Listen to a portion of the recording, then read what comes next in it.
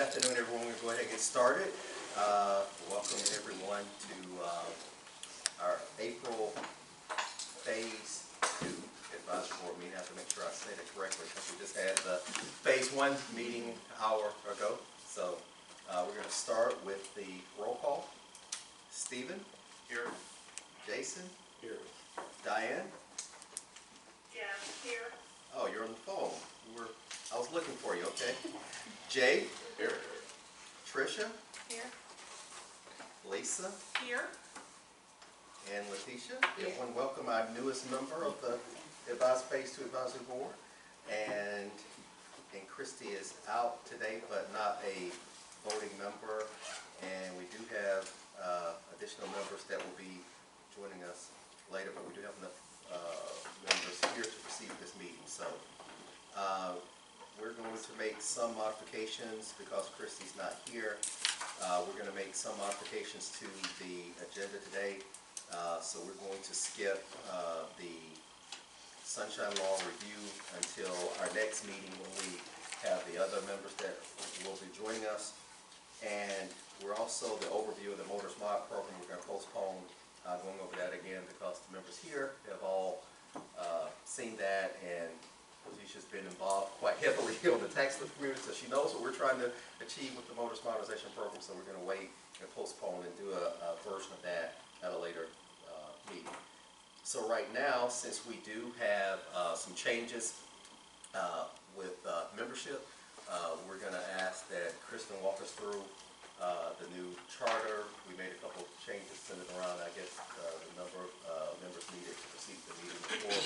So she's going to walk us through the approval of the charter.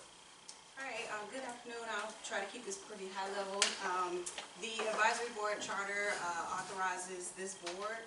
Basically, with the Voters Modernization Program, we have a tiered governance structure where we have representatives that we come to with, and they make recommendations on the program, and then we have a body that we get our decisions from. So the advisory board is a recommendation body. We will bring to you policy items, legal items for your consideration, staffing items for your consideration, just the whole gamut of things to get your feedback and input on before we escalate those things and look for a final approval from our executive steering committee. So of note here on page 2, this kind of breaks down our motorist mod program and governance structure. You'll see our executive steering committee in the yellow is represented by 6 representatives. Flushing off to the right, we have the agency governance, which is tier 3 that we do monthly reporting with. We have 2 advisory boards. As Terry's mentioned, on phase 1 there are 7 representatives, and on phase 2 there are 9 representatives. The Change Control Board is a development related body that we set up for phase 1, and on that body are 11 representatives. They also, like the advisory board, are a recommendation body, so we go to them and we present change requests and get their recommendations on whether to approve or decline approval of those items. The OMM leadership team is largely made up of the same people that serve on our executive steering committee.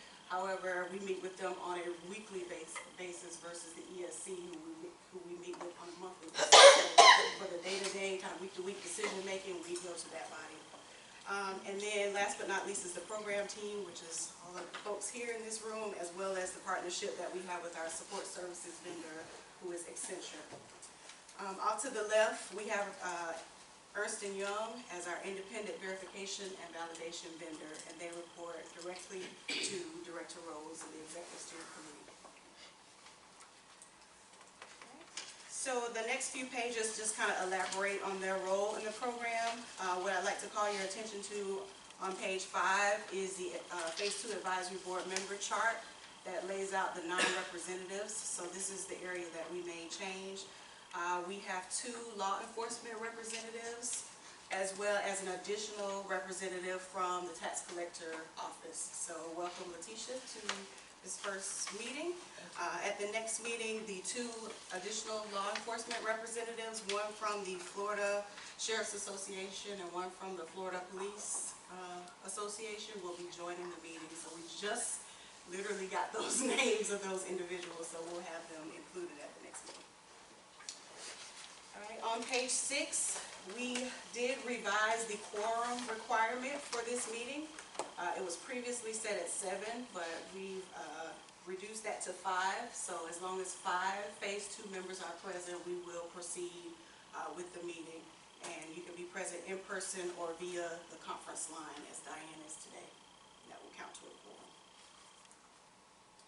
All right, as I mentioned, we meet on a monthly basis. We will provide materials to you in advance as you receive packets.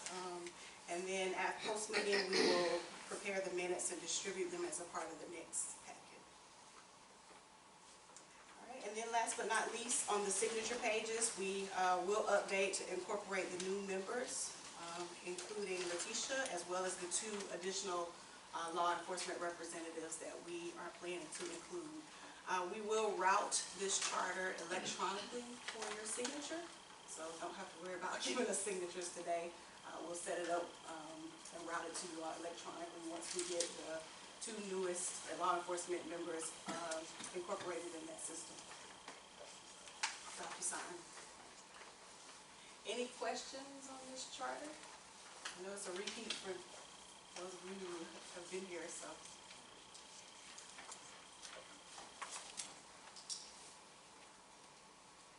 Okay. No questions. Now we'll have the review and approval of the last meeting minutes. All right, the last meeting minutes are actually from our first meeting, which we had in November. Since we have been working to kind of shore up the leadership, we have not had a meeting since that time. So I'd like to speak back a little bit, if you will, and help me recall kind of what happened so that we can formalize these minutes. So very briefly, I'll go through it with you. On page 1, the meeting on November 14th was called to order at 2:10 p.m. The then Phase 2 Advisory Board members are listed, as well as additional DHS&B members and guests. Our General Counsel, Christy Utt, provided an overview of the Sunshine Law. Moving over to page 2. Terrence provided an overview of the Motorist Modernization Program. The Ernst & Young team, Gary Didio, provided an update from IBMD. All right, at the bottom of page 2, we talked a little bit about the advisory board purpose, and flipping over to page 3 is where we reviewed the previous version of the charter.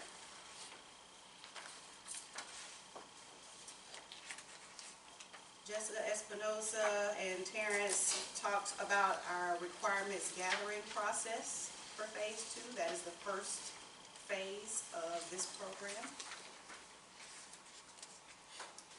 There was some comments and question items that were discussed.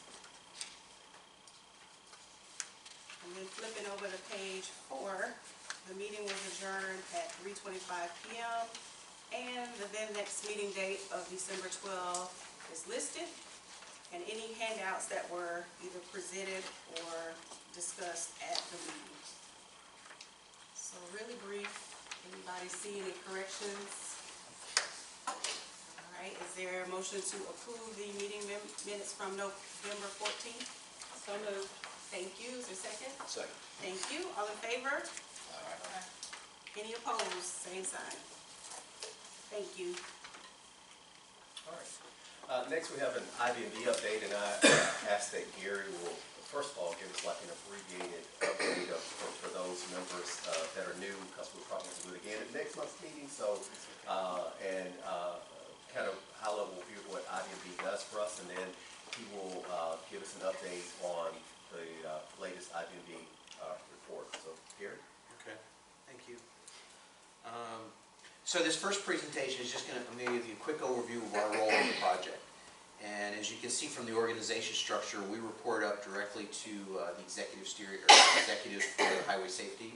And so we sit outside the chain of command for the entire project. So we look at the entire ecosystem of the project to see what's going on and to make some recommendations on how to improve the project. I liken it that, you know, the motorist mod is a tractor trailer going down the road, and we're the curbs, making sure that the tractor trailer stays on the road. And we look out ahead for all the bumps and all the potholes and all the turns that are coming up, and we alert the project team as to what we see in the future. We've been doing this for a long time, actually, so. So let's, I'm going to skip a bunch of these slides. Keep going, please. Next one. So this is how we are organized ourselves. So that's me in the middle. Jeff Sopchin is our partner. He's basically responsible for our team, the Ernst & Young team.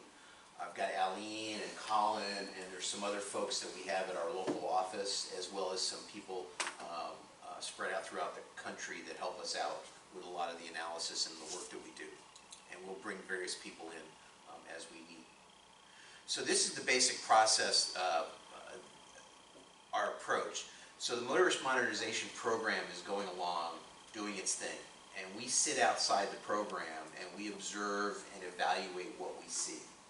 And the way we communicate with the project team is a couple of different ways. We have formal reports. The first report we did was a baseline assessment report. And that's where we took a holistic view of the program and identified what we saw with the program.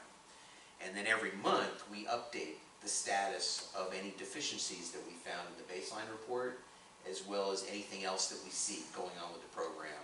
And we'll monitor whether or not the project is on track, any improvements that need to happen. And as the project enters different phases, we will actually take all that information into account when we do our analyses. So we work very closely with the Accenture team, we work very closely with the Motorist Mod project team. We will also periodically do focused assessments. So there might be something that the project team needs our help on. Like early on when they were setting up the Agile approach, we brought a couple people in to take a deep dive look at Agile to make sure that things were going to be set up properly. And we provided our findings based upon that. All our work, our mantra is no surprises. As we see things, as we find things, we will communicate them immediately to the team so that they have an opportunity to act upon what we're seeing. The last thing we want to have happen is the first time the team is seeing that there's something wrong in a formal report that we issue. By the time we issue a report, they've already seen everything that's in that report. So it's no surprises. This is our framework. We call it the Cube. And it does a number of things. Number one, it helps us organize the work that we do. There's a lot of data behind the Cube. It also is our primary reporting mechanism. So every month we're going to produce this cube, and there's going to be various colors on there: red, amber, green, and gray. Red means that there's materially something we found with the project that's going to impact it. It's either going to impact the scope, the schedule, the budget, and some sort of corrective action needs to happen. Amber means that the basic processes and procedures are in place, but they're not being followed, or there's something minor lacking in that process or procedure. Green means we couldn't find anything wrong and everything's fine. Gray, you're going to see a lot of gray in the first cube because that means that we don't have enough information to render a point of view. And that's typically because it's too soon in the project. So the first, we've already issued our baseline report, and Aline's going to give you an update on the status of where we are in our findings. But we've issued the baseline, we've come out with an initial state of our cube. That's not it. That's not it. Good point. That's an example. Yeah. The monthly is then going to update the status of the cube based upon our findings. And then the focused assessments, if we do a focused assessment, the way we report those findings is we will actually report them in the monthly report itself.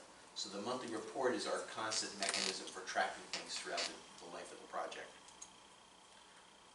This is a general overview of how we do things. We're going to take all the project artifacts, we take project plans, project schedules, we conduct interviews, we get our hands on as much evidence as we can, and then we use our framework to analyze everything, and then we will produce our reports.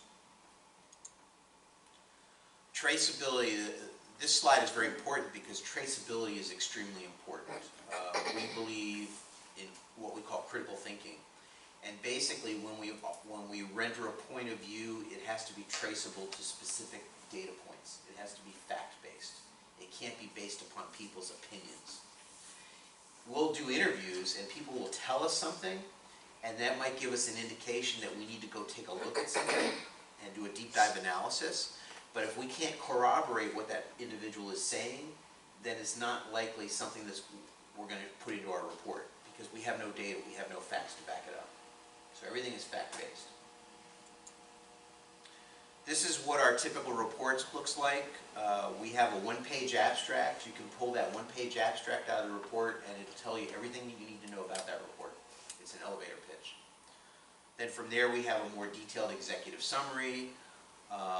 Then we'll have our detailed findings and recommendations, and a lot of the information that we provide in our reports is appendices. And that's where all the detailed charts and data and analysis results are. And it's most of that is being looked at by the PMO and the technologists. We have different ways of communicating. We did have a kickoff presentation.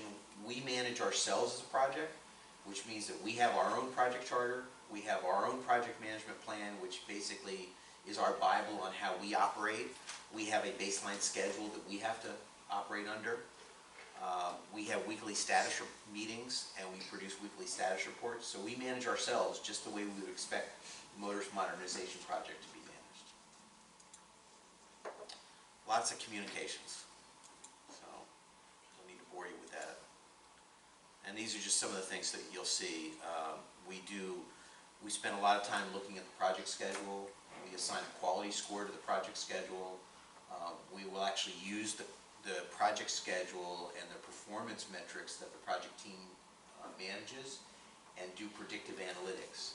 So right now on phase 1, they've got some major milestones coming up next summer, and we're showing that they're about 11 days behind schedule. So that's more than 12 months ahead of time, but it gives them an opportunity to react and do some minor course corrections so that they can hit their targets on time. So that's it. Any questions? So Aline is now going to run you through the latest monthly report that we just published for phase 2. So our monthlies, like you said, builds on the baseline. So we have done the baseline, a January monthly and a February monthly since the last meeting. So while this monthly will basically tell you how the baseline came out, I'll touch a little bit more on that as if it just came out. So with our general IVV overview, we did open 2 IVV deficiencies for the baseline assessment report, and I'll go into detail for those. One of them was incomplete program governance and incomplete project management discipline or program management. We have not, since the baseline, evaluated any other facets, which is those squares on the cube, and no new deficiencies have been opened since that baseline. Oops, one more second. So as far as the schedule performance index, right now it's at a 0.896. You're going to start to see one of the tools that we have will show you a trend on how your schedule is performing over time. And so right now it is at a 0.896, which is behind schedule, but we are starting to see that trending positively. 15 of 1,487 tasks late, so not a bad percentage of late tasks, and cost performance is on budget at 1.0. So this is what the actual cube is. No reds. You do see a lot of grays, and with projects that are this long in duration, you'll typically see that because we won't start to look at architecture, data management, all that type of stuff until later. So we do have 4 yellow facets, amber, sorry, that are trending positively. If you can see the radar chart on the side, and those are from those 2 deficiencies. Our cube, even though they're individual facets, they all link together behind the scenes, and so one deficiency may affect multiple facets. So this is going to show you over time where your deficiencies are versus how many cube facets we're reviewing. So right now 2 were opened up in the beginning and 2 are still remaining open, and I'll talk a little bit about the actions that have been taken for those deficiencies today. Well, actually, go back to that. So there's 2 things going on here. The bars show you the red, amber, green of the cube, and there's always 27 of those. And then the line shows you the number of open deficiencies.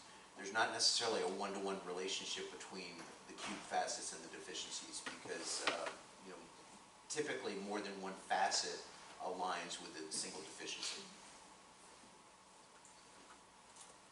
We'll skip over this one. This is kind of the abstract. And so these are going to be some of the charts also that you'll see going forward showing trending. So what this chart is, we provided the project team with detailed recommendations on how to correct the deficiencies that we've identified.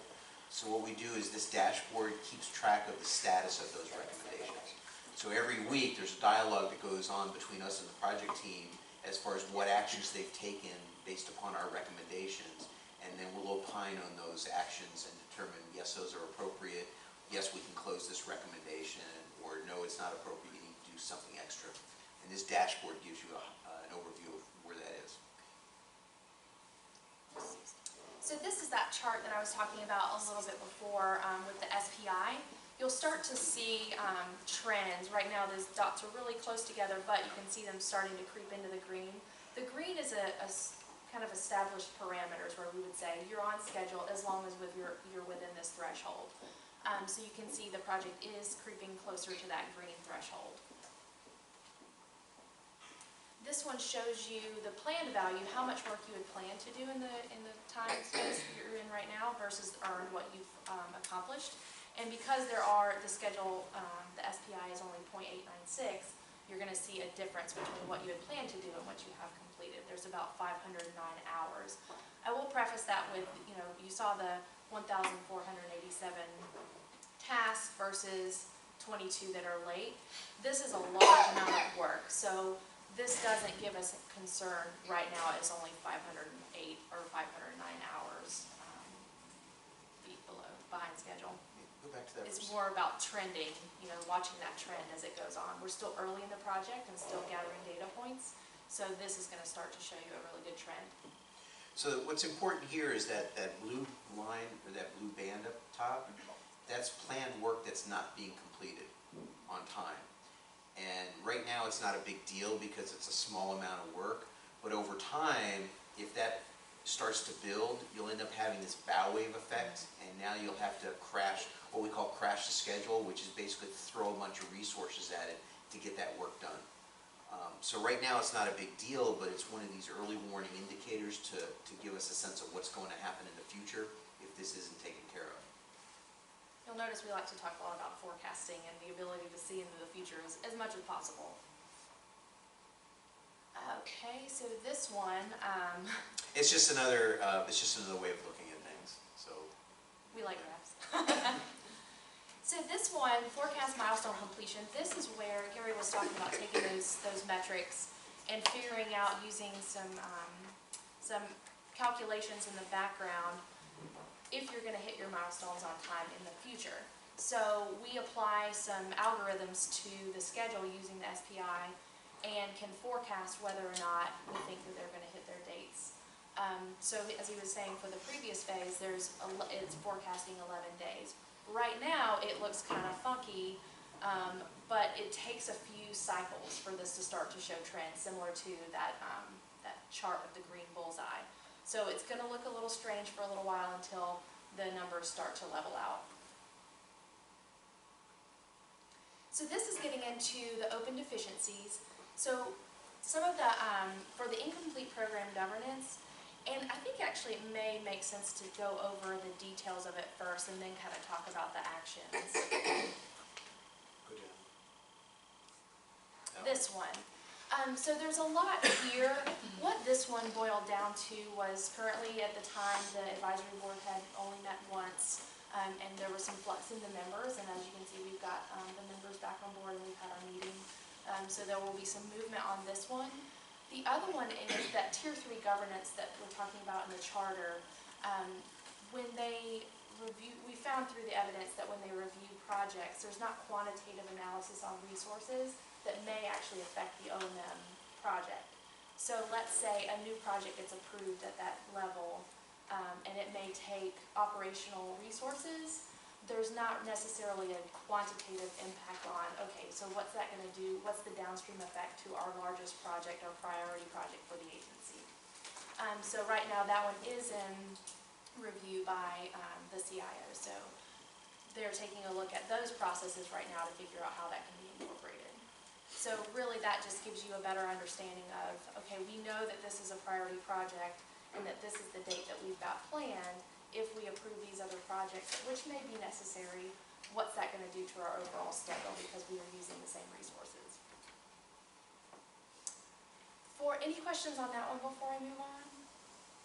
Okay, so for this one, we were looking at time management. So for phase one, you've got these schedules in place, and for phase two, you also have schedules in place as well as resource plans. Very thorough project management for each of the projects. But when you take a look at, you've got phase one going along and now phase two comes in, we also have overlapping project resources. So at the beginning, we did not see dependencies from those two projects to see how, if there's a delay in phase one, how is that going to impact my resources on phase two that are working on tasks that straddle the two projects. So our recommendations were to take a look at your time management practices.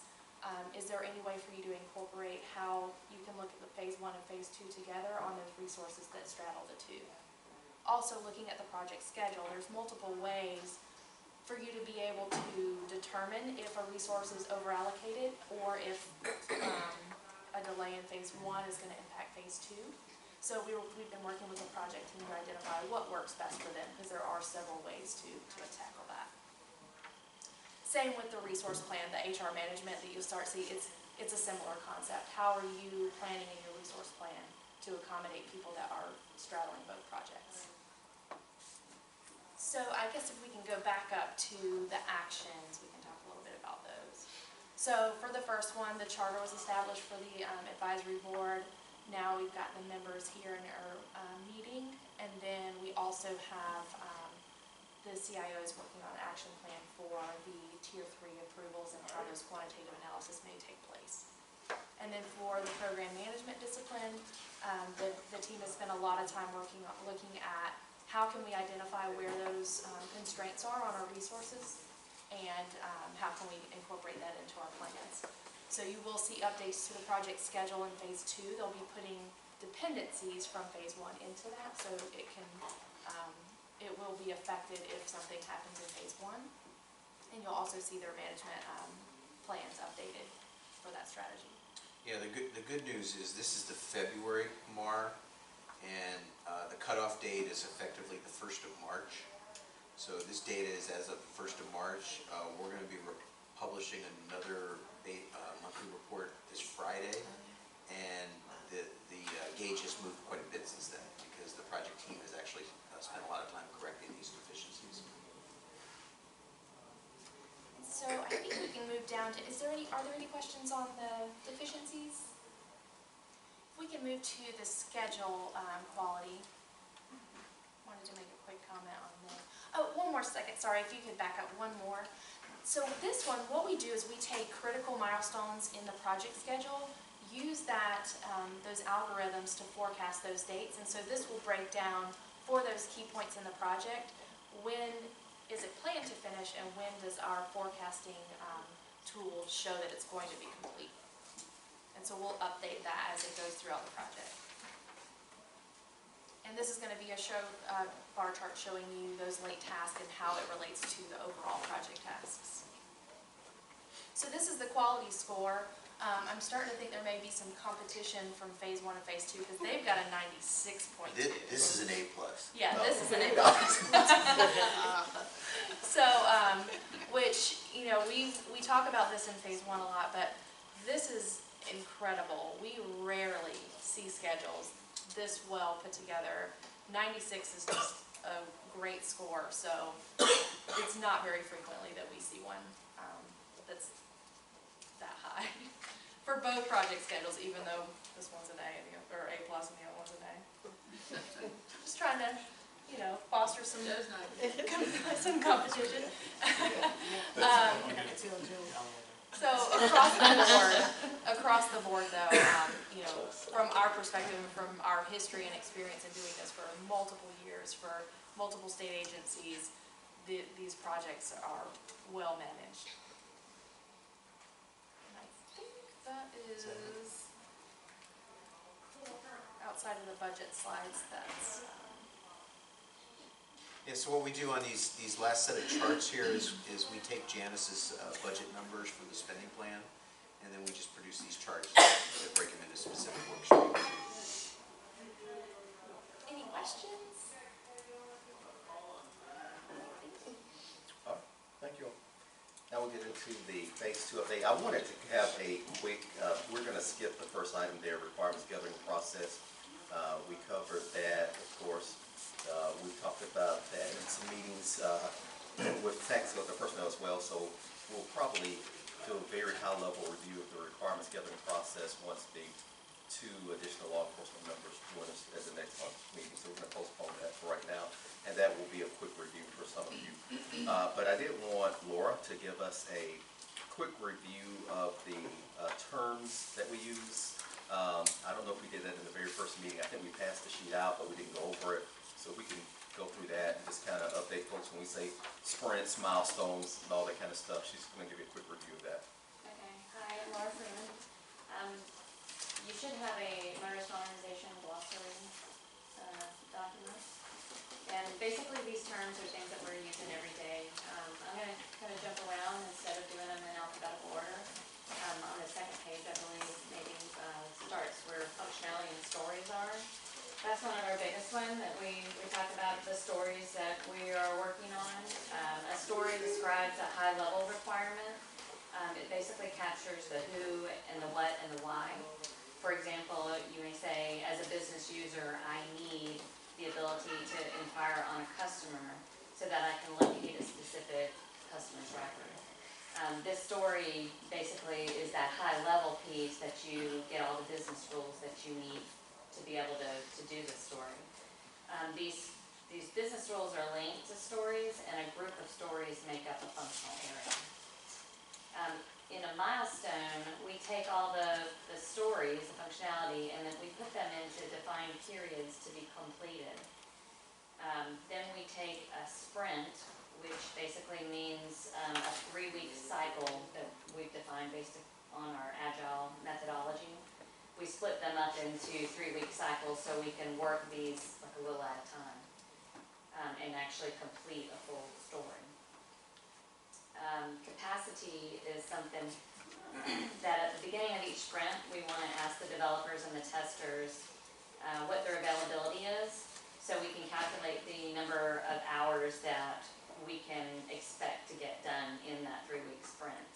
We typically take 80% of the day, a 6-hour work day per person, and divide that up based on the different tasks. So if we have developers, so many developers, we get their hours, and then the testers would get their hours to be able to get the capacity for that sprint.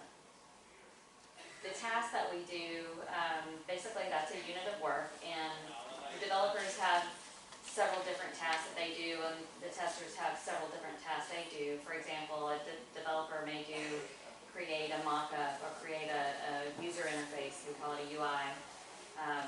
That's the screen that you're going to enter your data through.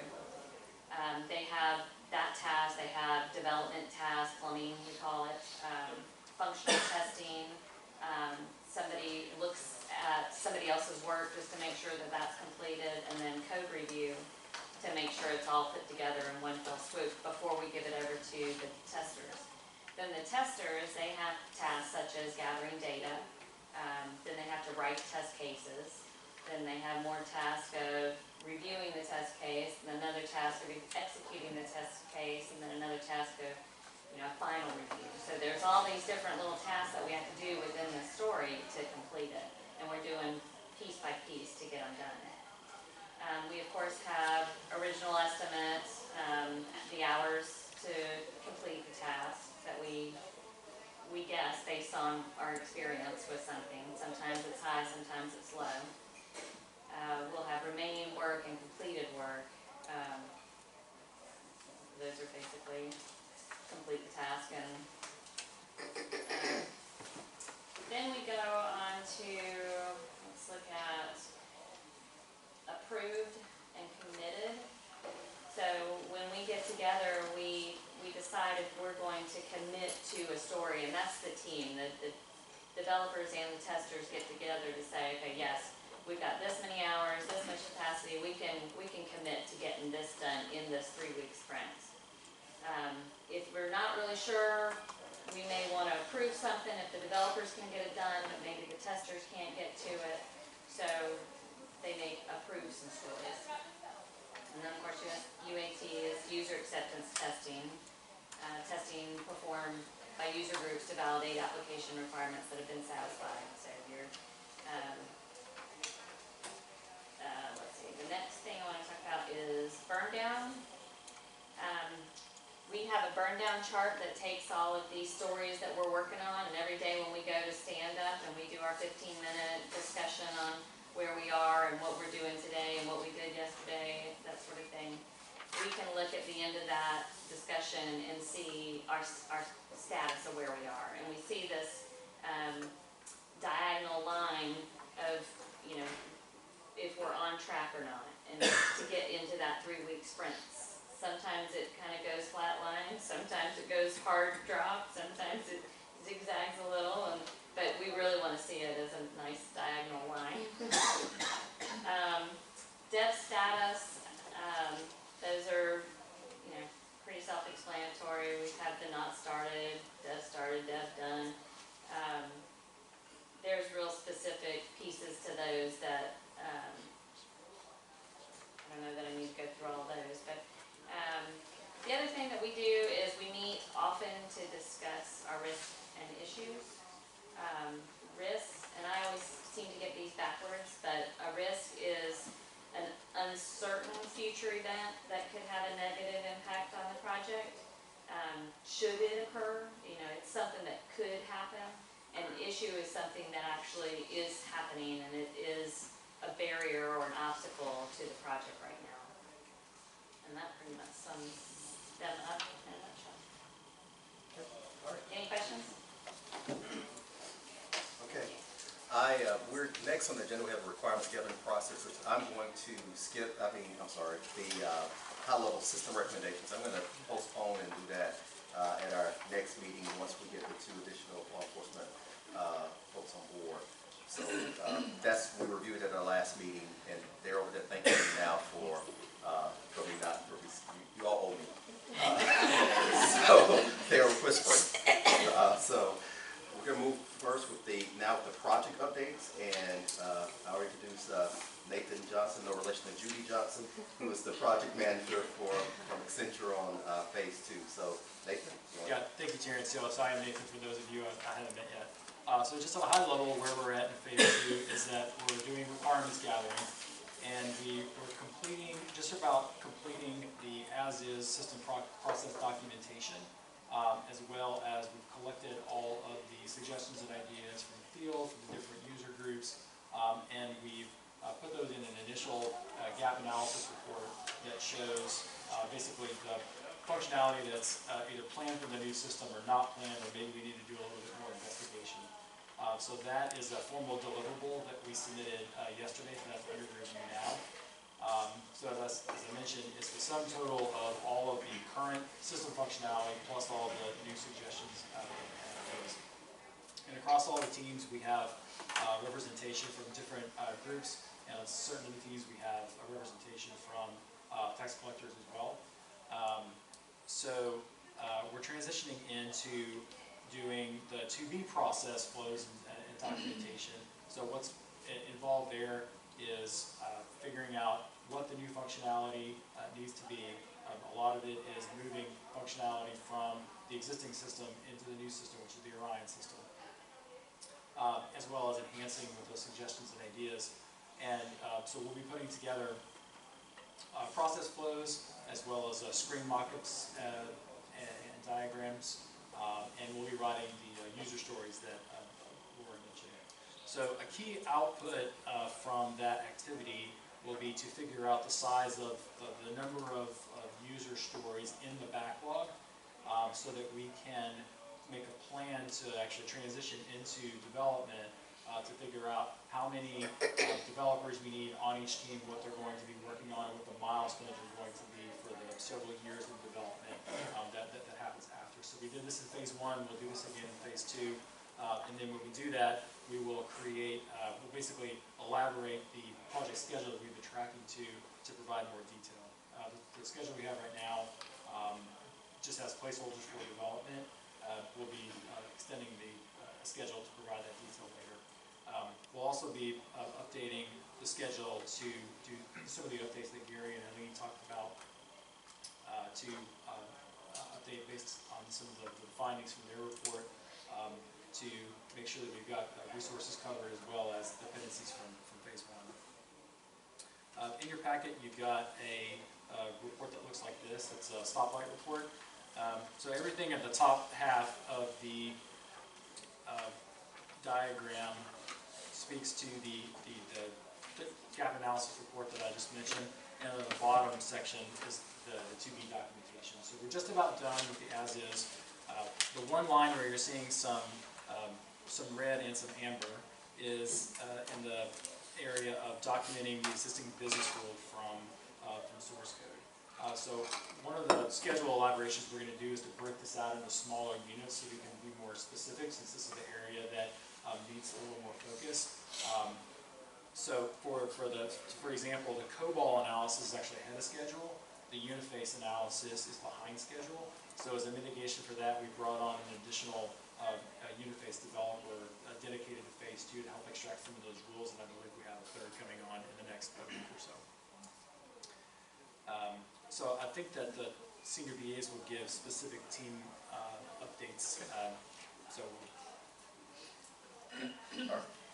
Yeah, and just to follow up what Nathan said about the Uniface, that is one area that we're concerned, so we've kind of beefed up the resources there. A lot of this code is not documented, so as part of Modernization Modernization, we have to go through the code to document a lot of it. And of course, we have a tool that we mentioned before. You hear us talk about Blueprint. We have been directed to make sure that it's documented and that documentation stays up to date throughout and beyond Modernization Modernization. So that's one thing that we're working on now, is including that in our processes moving forward. Because if we just do this one time, in 2 years from now, we're looking at stuff and it's not being kept up to date. What good is it to have a tool, but it's not being kept up to date? This will also help us during oftentimes during legislative session or right after, people call us, what's it going to take to implement this? We now have to, in a lot of cases, go dig through code, have developers look through screens and different things, but now with Blueprint, we should be able to go through and be able to tell with the traceability that we have what are all the different systems that we have to touch. So we need to make sure we keep that up to date, but we are adding an additional resource to help with the Uniface code. So that's one thing that we're doing to mitigate that. Now, as far as the individual team updates, the senior business analysts are the ones that are now working with the teams and working with stakeholders, working with the tax collectors and others on the different teams. So we have Jessica go first and give an update and tell what your team is and where you are, and so forth. So I'm Jessica Espinoza. I'm the senior business analyst over the Globals and Batch team. And we're the last one with the little Jeep on the top. We're probably going to change that to a tank since we have so much on our.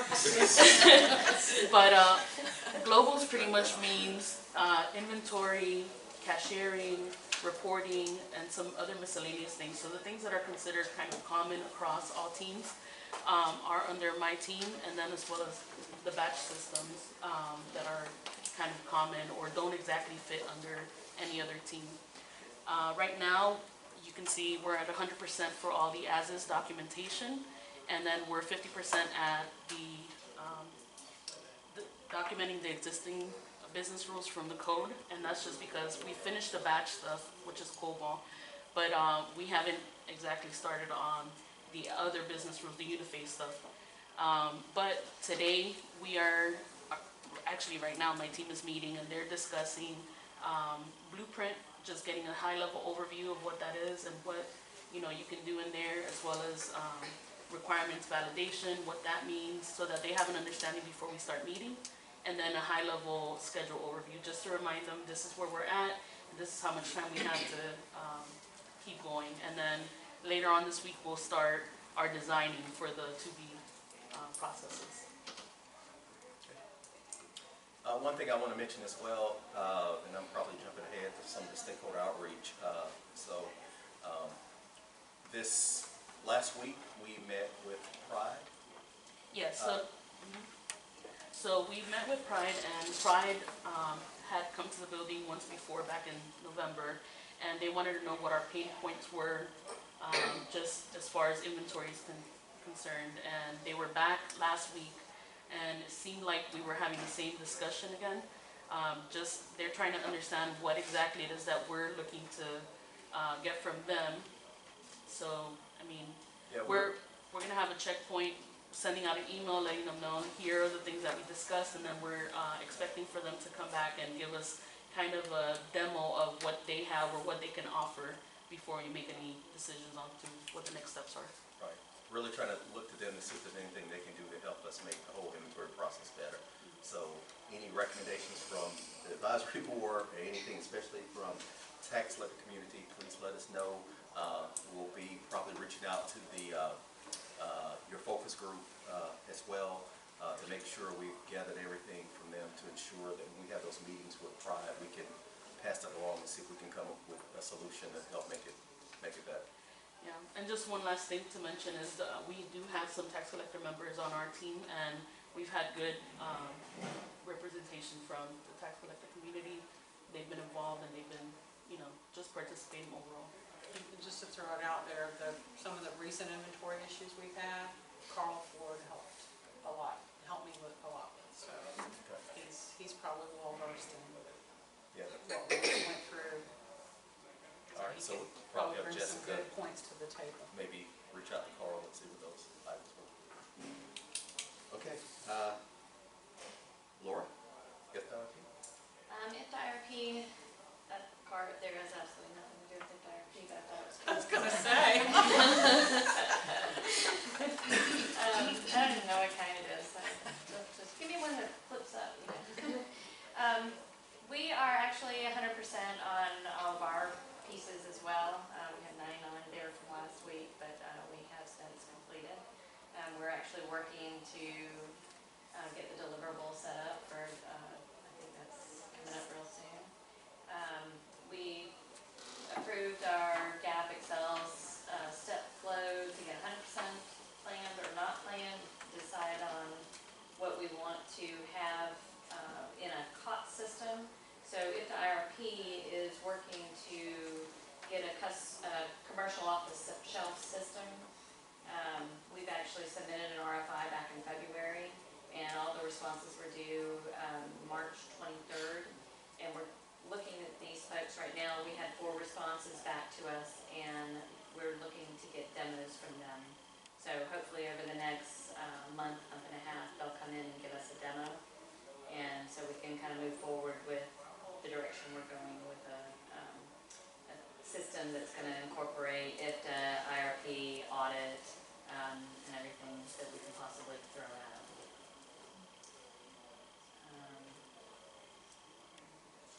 Okay.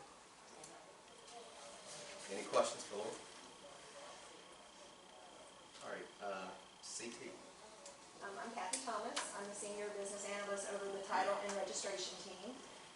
As Jessica said, we have tax collector SMEs on our team as well that call in every week to our meetings and are very involved, and we reach out to them a lot to, if we're stuck on something, they go in the system and do it real quick for us and see what it does and stuff like that. So they've been very helpful and heavily involved in our processes, and they are coming here to the building April 23rd, the last week of this month, to actually meet the team members and be involved in some of the 2B processes, helping us with some user stories and writing our business rules and working on mock-ups and flows and stuff. So we're looking forward to actually putting a face to the voice.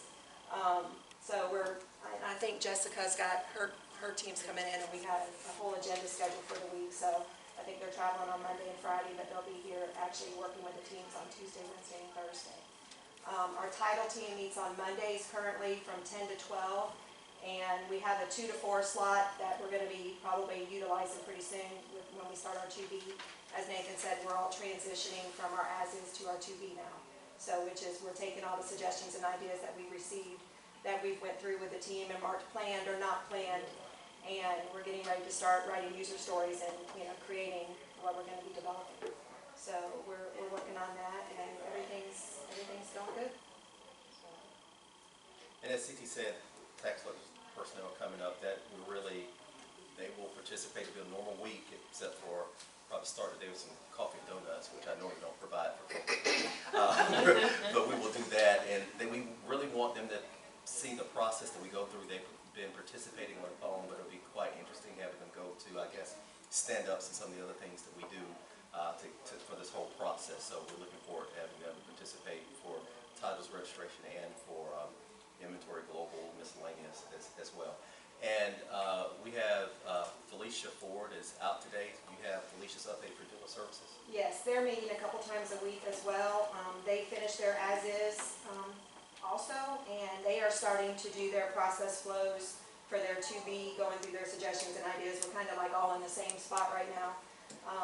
But yeah, her team's doing well. She has a lot of participation from her SMEs, and she has people out in the field that also call in and participate, not tax collector SMEs, but other SMEs for her area. So she's having no issues. Everything's going good with dealer services. As you can see on the traffic light report, we only have 2% for the Uniface.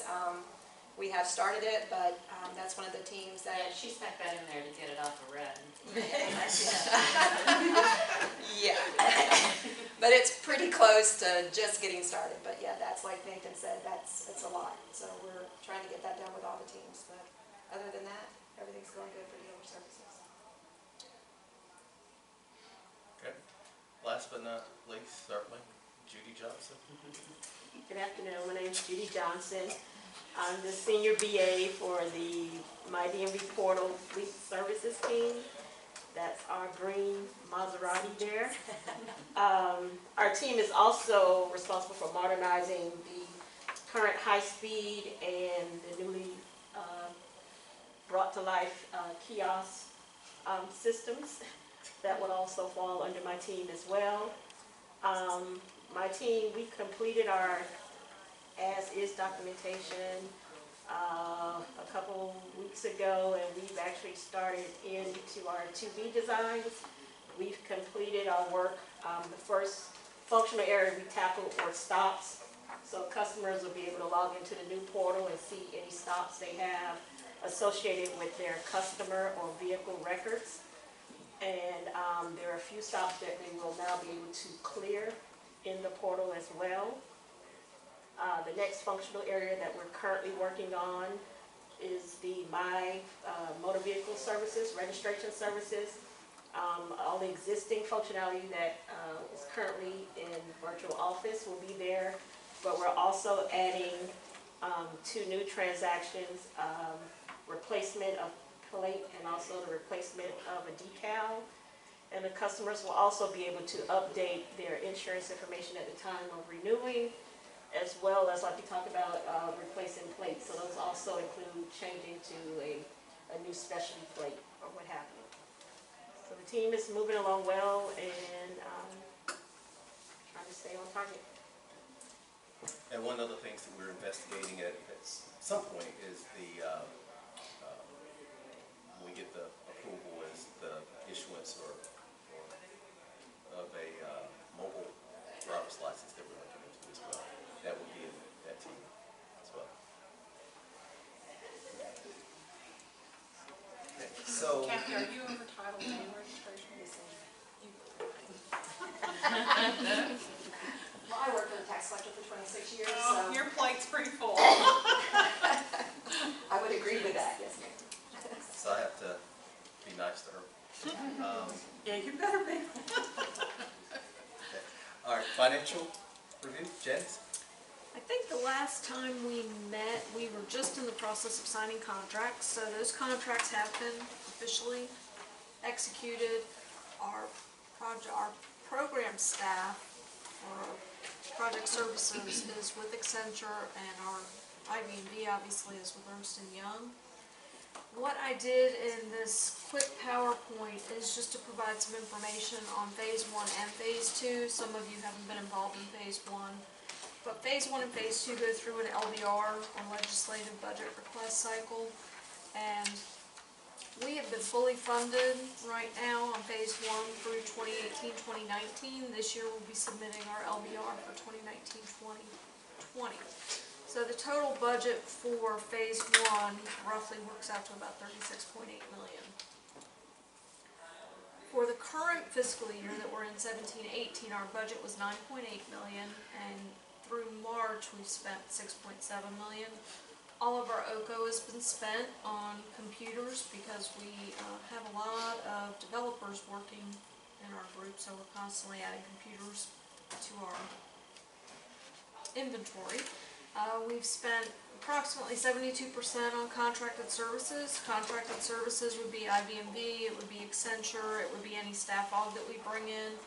We've expended 75% of our IBMV contract, and the remaining money in expense is for various software or additional items that we've decided or determined that we need in order to finish out this fiscal year.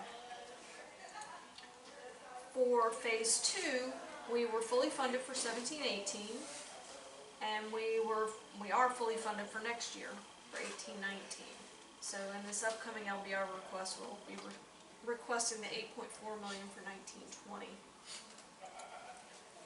For the current year, we're at a budget of $4.1 million. Our actuals are a little bit low because we did start late in the year. We had built the budget based on starting around August, maybe September, and we didn't really get started until November, December. So we started a little bit late, but we have been picking up steam.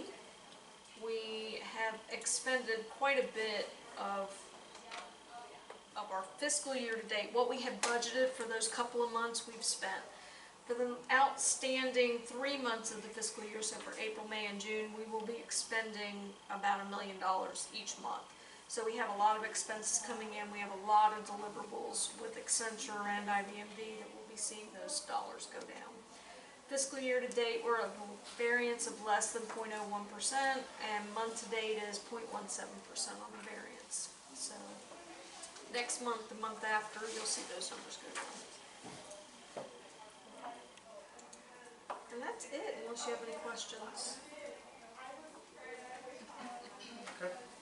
All right, so the next item on the agenda is the policy decision review, which probably from this point moving forward will be the, well, I say that, probably will be the bulk of what we spend most of our time on the meeting. Right now, I think there are 8 items on there.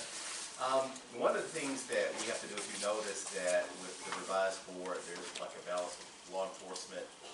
We have an additional tax collector representative as well.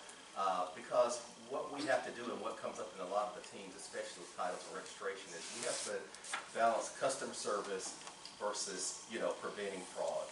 And I think that selection was made to have that balance of, we want to hear a law enforcement's perspective and the in-house business and IT, of course, perspective, but also balancing that with customer service from which the tax collectors represent. So we are looking for you all to give your input as we go through these items. I think there have been a lot of things that have come up on, I'm surprised there's not more on this list, but I guess especially as we get more into the 2B process with things that people want to do, there may be some things that they just finally say, hey, we're going to take this to the advisory board and get a recommendation and take it to the ESC and let them decide. But when we go to the ESC, they're also going to know what did the advisory board recommend. It doesn't mean that you all need to agree across the board. It's just that I need to be able to tell the ESC what the different perspectives were from a fraud prevention or from a customer service standpoint. So, see who's first on the list here. I think we have, you all should have those 8 items on this list. And I think the first one, though, is portal. Is that you, Judy? Yes. So, and this item was closed previously, just during the time that we weren't meeting. But the request was, we have a system called MV Check where you can go in and put in a bid and get some information about a particular vehicle. And we had a request to include some crash information as part of that vehicle check. We currently have a vendor that we use to purchase crash reports from, so we weren't quite sure what this particular request was wanting. So we took it to the ESC, and the decision out of that was to add an indicator and like crash date and things of that nature, but we would still redirect the customer to the vendor if they needed to get a more detailed crash report. The next one, registration 01, this one's closed as well, but it was for a residential address change on a motor vehicle transaction. Are we going to force the customer to get a replacement DL? The customer has 30 days to change his or her driver's license address and also 30 days to change the motor vehicle address. What the ESC suggested is that we suggest to the customer to update both at the same time, but if for some reason they don't have the money or there's an issue, maybe they don't have documents or whatever, that we could maybe set a flag in the system to send out a reminder notification to them that, listen, your documents need to match. You have X amount of days to get into a tax collector's office or go online and, you know, change your address on the one document or whatever that you didn't update. So we closed that with their suggestion. The next one, registration 02, should Orion require scanning of all documents for all registration transactions?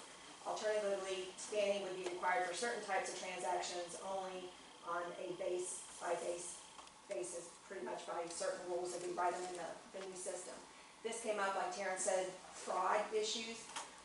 FHP has enlightened us a lot on different fraud cases that are for titles and registrations.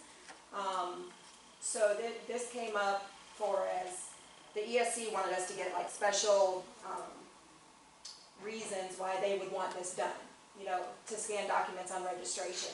One of their reasons was registration only, you know, where they're not titling the document and they're bringing supporting documents in. Registration only was one of the ones that they wanted, and also on registration only, the owner also doesn't have to always be present. So they're getting a lot of fraud on that. Also, registration transaction where a power of attorney is being used, and where someone's conducting business for someone else. That's an issue also. Registration transactions where the owner of the vehicle is deceased. They're renewing over and over, or, you know, these people that have been deceased, where we're trying to close that loophole now. If they're deceased on the DL side, it's going to be one system, so the motor vehicle side will know as well. So we can maybe flag that, you know, to stop some of that fraud from happening. Registration transactions that involve any changes with the vehicle identification number.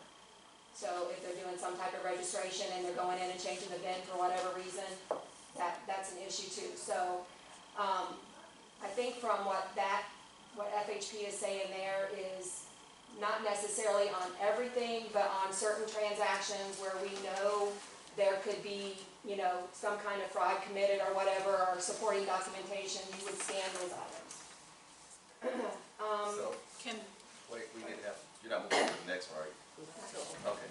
That's open. Yeah, we want to Yeah. get discussion on this item. And when CT says FHP, there's a representative from FHP, a couple, I think. Yes, we have two. On her team. So we're opening this for discussion now, recommendations from the board, if anyone wants to comment. So. I have a question on the first one. Okay. Can we go all the way back? Yeah. It says that you're gonna set a flag in the system and send a reminder notification. Is that gonna be through the portal, or is it gonna be a paper notification? I think it was going to be sent through the mail, right? And everybody wouldn't necessarily have an email address on file. Yeah. So we would send out a reminder. I think it was gonna, if they didn't do it within the, I don't know how many, far out from the date that they're supposed, that allotment, that there will be a batch job that's gonna send out those letters as a reminder.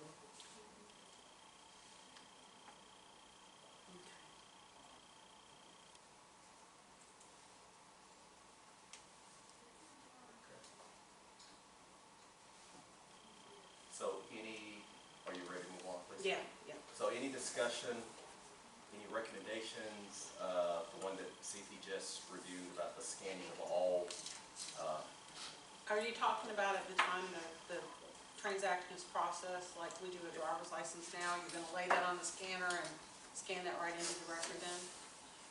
I think those are good ideas.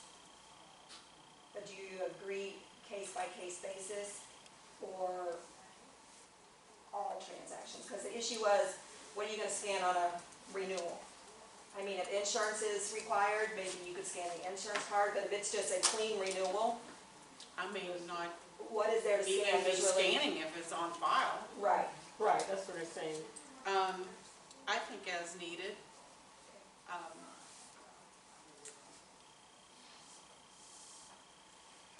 I know we'll put them on a registration only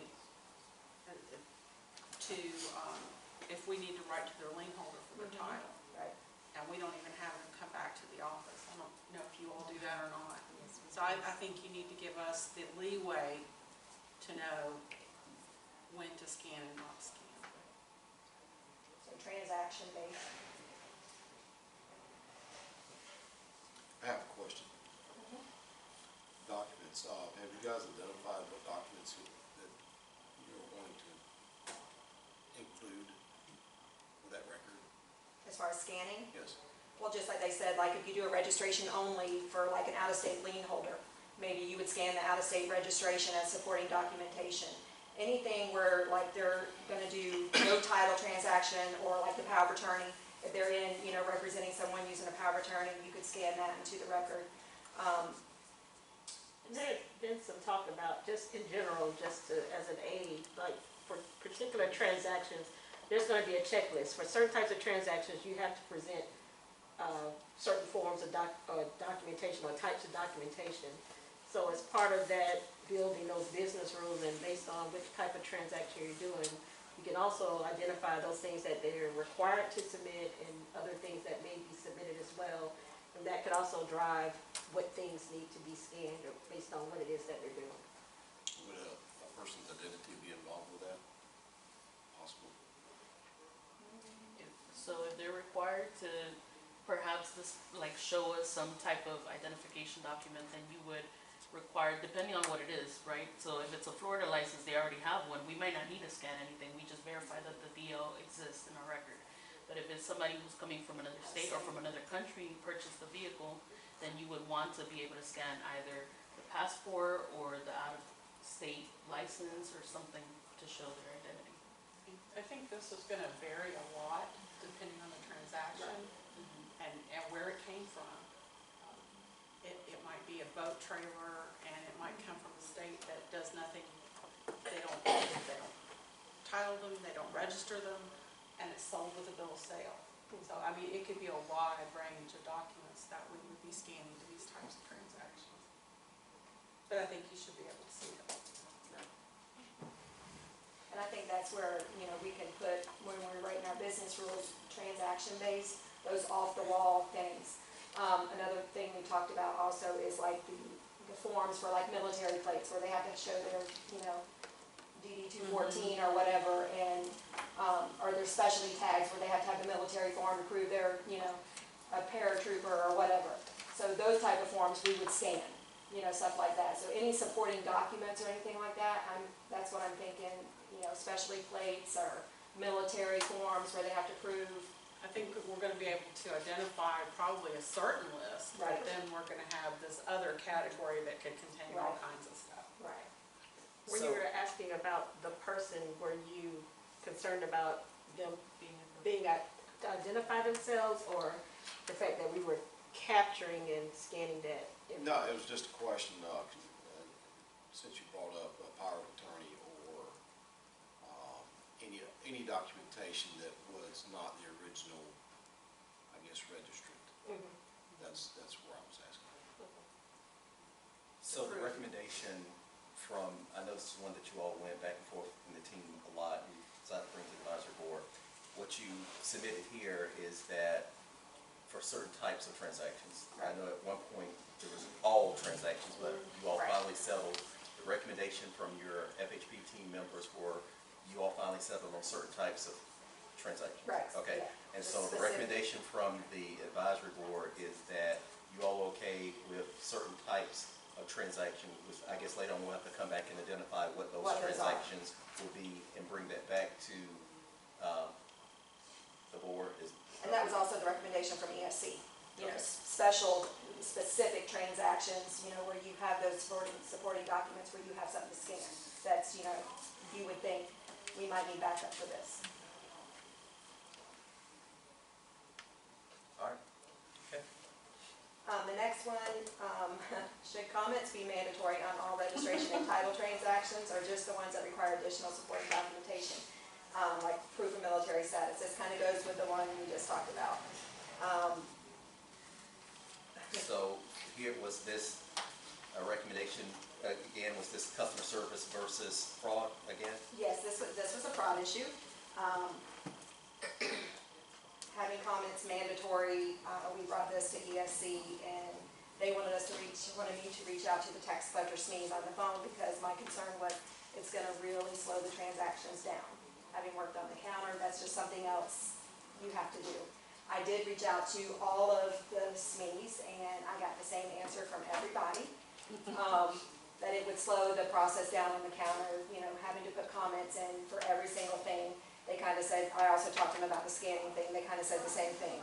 Certain, you know, specific transactions, absolutely, you know, for your ones that you know, you're gonna need backup or whatever, but, for comments in, but as far as everything, And from the law enforcement perspective, it was what? yeah, from the law enforcement expected the same thing, when they're trying to see why was this title correction done, or why was this registration correction done, if there's no comments, it's hard to figure out. But that's like a transaction that we could require comments, you know, where they would have to put something I was in gonna there. say, I wouldn't have a problem on a registration or Right, title correction if you're correcting requiring it. right, if you're correcting something, or, you know, even on a void, why are you voiding it? You know, why are you voiding that $225 initial fee? You know, putting a reason and making it required. So that there again, on certain things, but they had the same issue with the scanning. It's just, you know, if you required on everything, it would slow down the process. So, discussion from. So, yeah. This is Diane. I have a question. Can that comment be optional on all of the registration and title, but mandatory on some others? Sure. I mean, the field is there, and we're going to keep the comment field, but that's what we're talking about, making it mandatory on certain transactions, where right now someone might do a title correction and not put a comment.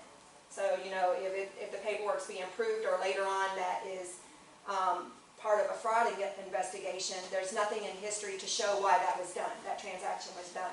If we make it mandatory, they're going to have that. You're going to have to put something in there. From an accounting / fraud side, void should be mandatory comment. Absolutely, I agree. Right. That's one of our biggest problems. Right. Why are they voiding it? Yeah. Especially the fees. Yes. Yes. You have any thoughts? I'm going to reserve my comments right now because of getting a little close to something that we've already been working on. So recommendation from the board is, I am very opposed to making it mandatory for all transactions. I think we need to look at them case by case. I agree, a void, a correction, it should be mandatory. But that's I agree. from a customer service. And what you're I gonna agree get, not for all, because that will definitely slow down the process. and what you're gonna get if you make it mandatory for all, you're gonna get crap. Yeah, right. Exactly. Well, we discussed that too. Sorry, They're going to put pardon my because, bluntness. or I wanted to. You're just gonna get, I did a title transaction, you know, so. And we don't want that. We want to be able to go Why back to did that you do what comment you right did? in history later if we need to, and it makes sense. We don't want a because or. The paperwork should tell the story, no additional. And one of the things that, or the reasons why this is a concern right now is because in titles and registrations, well, at least registrations, it's not mandatory for the person themselves to come into the office to renew the registration. It could be somebody else. And a lot of the things that we do right now is that we don't capture who came in, which is something that we're changing in some other areas. So for example, in DL issuance, you're not allowed to order a transcript for another person. Well, in the new system you will, because you will be ordering that transcript for the other person from the person who's requesting its record. So we're capturing who is requesting it and for who they're requesting, which is something that we can solve in phase 2 for registrations and titles. Okay. That way we capture both things. you were absolutely. And discussing what we were just talking about with comments, once I guess the scope of what's going to transpire as far as requirements for comments, could the team come together with basically a set of comments, like fill in the blank, why that justification is there? I mean, would that be feasible? Say, okay, this registration was changed due to blah, instead of, like you said, Just because. Right. Sure. I mean, yeah, when we sit down, we can write whatever business rules we want it to follow. If we want to provide stuff for them, like common things, or, you know, they had to tag a transfer so they didn't pay the $225 or whatever, I mean, yeah, we can absolutely do I that. think that might help you get some more relevant comments, if they could pick. Because there are common reasons why things get voided. I mean, so, I mean, you could definitely provide those in like a drop down, and then after that, let people key their own if, you know, none of those apply. Okay. So, Is that, yeah. okay, all right. Title, on the next page, Title 01, this was closed, but we'll get your input on it. Should the motor vehicle issuing system pre-populate the vehicle information, including vehicle model based on the data received from VINtelligence? This is something new that they're working on right now. The ESC decided manually key in the information but verify with VINtelligence that the information is correct. One of the suggestions was to pre-populate the stuff, you know, once you key in the VIN, have that information pre-populate. The concern with that was if it pre-populates, the clerk might not look at the document and say, okay, is this in fact a 2018, you know, Dodge, whatever. So they want them, their suggestion was that they want them to key it, but then make sure it matches what it's supposed to from the VINtelligence side. So what's y'all's opinion on that? You think that's good for them still to manually key it in, just make sure it verifies? I mean, what's your? I would say yes. I mean, as long as it verifies, that's not less errors, probably cut down on those errors. Yeah, I think it will reduce errors with it being pre-populated. So are you saying? A lot of big discrepancies. So are you saying you want it to pre-populate after the VIN's keyed in, or you want them to still manually key in the information? Can you explain the process of that a little further? So initially, they would have to enter the VIN number in initially anyway, correct? Correct. But they were saying with the VINtelligence that they're working on right now, we don't have a lot of information on it because it's still in the process, but from what the team was told with the VINtelligence, they were wanting it to pre-populate based on the VIN.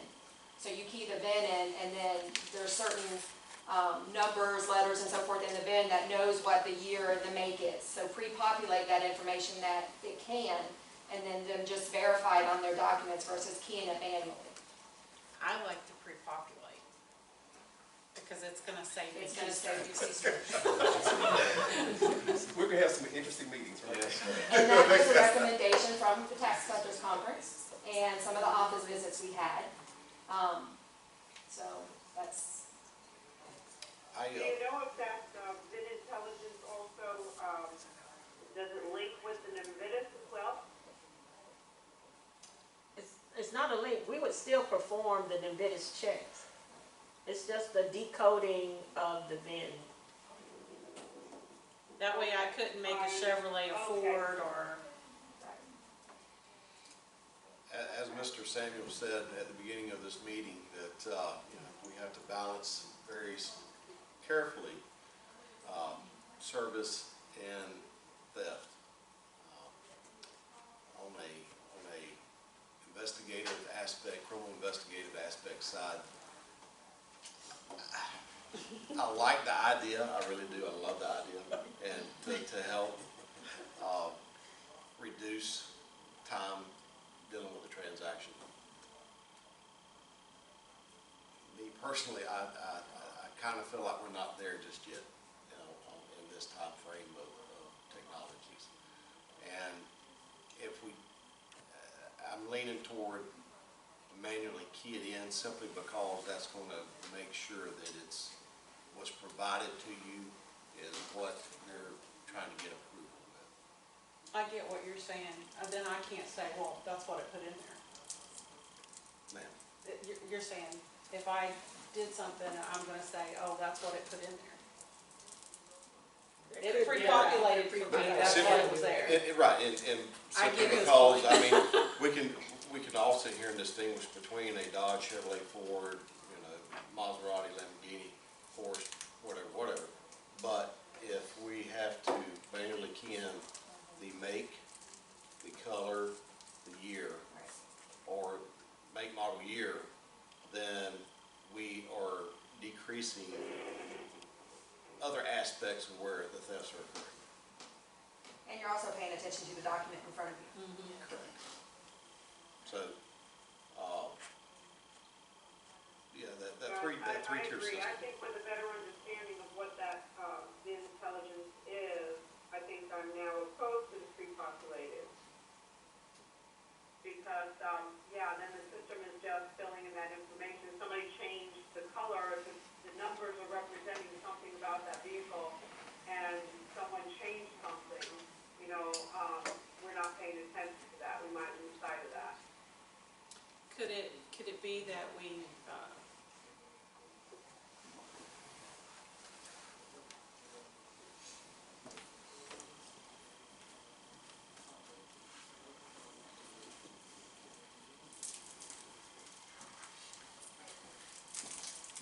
if it's manually keyed in and it's differs from what intelligence would come back with, could we kick it out on a report so that it could be reviewed? So I think there are a couple options. One, we were talking about, because people make mistakes, they could have looked down and just fat fingered whatever. So you want to give them a chance to fix it. But there may have been some discussions out, okay, how many times do I let you keep trying to get this right? And I'm thinking on our level, could we Right. somehow, if you could flag us on our level to review it, and like you said, if I have Susie that does it 15 times a day, you know, I need to have a discussion with Susie. Correct. If it's, you know, someone who did it one time, it's Yeah. a mistake. You key that stuff in all day, you're gonna make a mistake. Yes, you can just create a report to I mean, capture I how many would like to incidents see that to address your concerns. To me, that would be a happy medium for me. So we're gonna have a report for the ones that, That they make a mistake on, the tax collector wants to know who's, you know, making the errors. Not you know, on the necessarily an report. error, but if it doesn't match, because Right, it right, could if be it that comes back. intelligence is wrong, right? Mhm. So you just want the ones that don't match to. If Right. what I Some kind of manually report. key does not enter what intelligence comes back with, You want that in the report. that we're Okay. notified, so So- we can just go back and QA that transaction. so To make there's no, sure. we will not No, I populate. manually key in, but then produce a report or whatever. And this But was one that we took to the ESC, but they realized that we had not got your perspective, so we'll go back and talk to them about it with this new suggestion of how we're talking about. I just wanna make sure we're all. And that's their same suggestion too, manually key. Okay. Manually key, but then compare to what intelligence is saying. And we still want to But give them a with chance to correct it, because we don't want to create a vehicle knowing it's wrong per Right, se. okay, but- all right. So, yes. But we'll mention at ESC about the report that the tax collectors are So wanting. we're all, we're good? Okay, all right. Okay, the next title one. Should the Phase 2 teams investigate providing the ability to transfer a title online? This might require a portal component, well, it would require something like a portal, and maybe some type of work queue. The portal team is working on doing Yeah. something with this. We already had requests to do this. Our solution didn't include a work queue. So we haven't, this is on our backlog, we haven't approached it yet as to how we're gonna do it. Some of the things that came up, if we start to go down the path with the, what do we call it, EID or electronic identification, things of that nature, where two people, we can verify who they are, that may be part of that 100% solution, but at this time, our plans weren't to have it as such as a work queue. Where are we with, electronic odometer stuff? Yeah, I don't think I think there's so many issues associated with this. To put this on your plate right now, it doesn't make sense to expend the manpower there. so. I don't know where. I think who's on the committee. I think Mike McCaskill. I don't know if he's on the odometer. I think Amber had a. Yeah, Amber's been working on it for a while. And I'm not sure where they are with that yet. Because the federal government has never really Because gotten the they warm keep and saying you have fuzzy to with have it. the wet signature and things of that nature. So a lot of it's dependent upon what those outcomes are. I think we should have that before we, I mean, it's certainly something we could do in the future, but right now I don't think it's. And I thought there had been progress made on that. I'll go back and check with Julie. I Yeah. thought we got an update. I on that haven't heard in a long time. recently, so we will bring this one back again once we figure out what we are with that. Okay. And if the odometer thing isn't worked out, I think it would be very frustrating for customers to go online because a good portion of what people want to transfer, they're going to need that odometer. Any issues there from a fraud perspective before we? No, I agree with Ms. Lisa right here. It's not there, Table it. Yeah, okay. it's not ready for advancement. But we will get an update, bring it back next month, meetings, see where we are with the odometer situation. So. The next one we did not pay to ESC because it was added after the fact. Should ELT vendors be required to go through structural testing again? And if so, will they be required to pay? This, Nathan, I don't know where this question came from, but I know it came up and. Right, so as part of the onboarding process for ELT vendors, they're required to go through structural testing. They are required to pay. So since we're changing the ELT process, do we need to go through structural testing again? And then if so, are we requiring them to pay? So we just want to make sure we get a clear answer on that.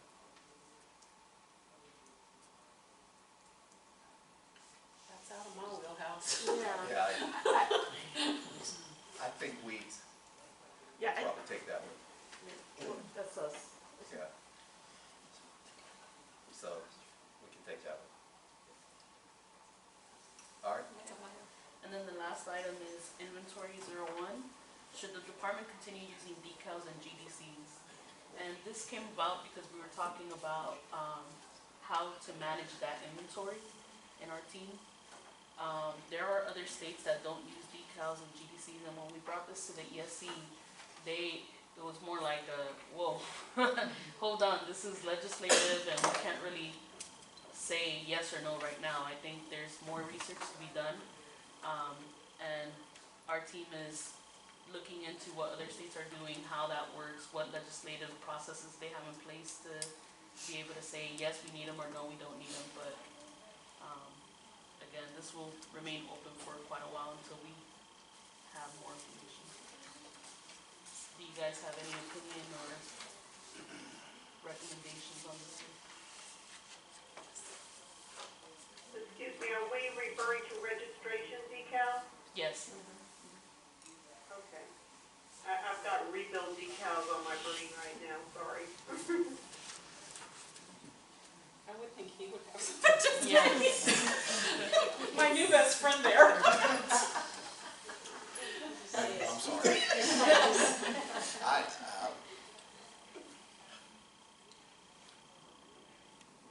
This would probably, just thinking about it, what's common in other states and how they do. Do they use the license plate readers to find, the current tags, so? Yeah, I mean, at this point, we're still in the middle of researching and trying to figure out as a whole, what are other states doing? We know that there are other states that don't use them, and they just use a reader and it comes back, so that. But are we in the environment that we have the readers? And I think that's where we really need, our other two law Law enforcement. Once you guys develop what other states are doing, could you bring that back to us? Oh, yeah. We grasp it a little bit better. Okay. Now those, I think those are all the items. So we have some that we're going to go back to ESC with, and I'm sure next meeting, this will have more added to them. And even some of those, I just want you all to be aware of some of those decisions that are coming out of the group. This is such a big issue, making that balance as we move forward. Even some of those things that in CT's report, I want her to give you those decisions that even that the team agreed on. I want you to be aware of what those decisions were moving forward, because there may be something that maybe perhaps is not thought about or a different perspective. I don't think we're going to every one of them here if they agree on to make the meeting last that much longer, but of course there are going to be some that they don't. So especially want to bring those here. So the next agenda item is a communications update. The last item is from Coral. Hi, behind you. I'm Coral Griggs. I'm the communications consultant for the program. Yesterday we sent out 6 surveys to assist with requirements gathering and further outreach for our stakeholders. They were regarding electronic deed and title, carrier services, motor carriers, permit services, public access vendors, and stops. Our largest stakeholder outreach was for motor carriers. We reached out to about 700 different stakeholders for that survey. They are due back in 2 weeks on April 24th, and we look forward to receiving comments from our stakeholders. Okay. Any other questions, comments, any other updates we need to give? No, thank you all for your time. We have a lot to discuss, and I can see, I really appreciate the discussion that you all had today. It helps us to get the different perspectives